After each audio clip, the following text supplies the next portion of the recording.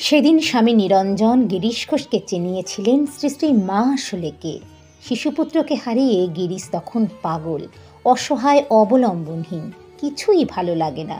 এমন অবস্থায় দেখা করলেন নিরঞ্জনানন্দের সঙ্গে।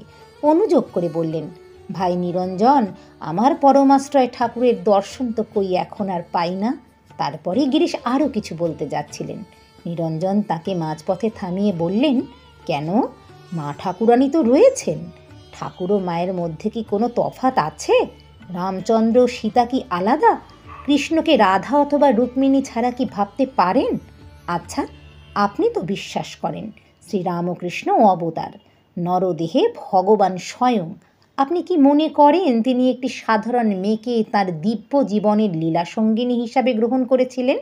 কথা হারিয়ে গেল গিরিশের। কি বলবেন ভেবে পেলেন না।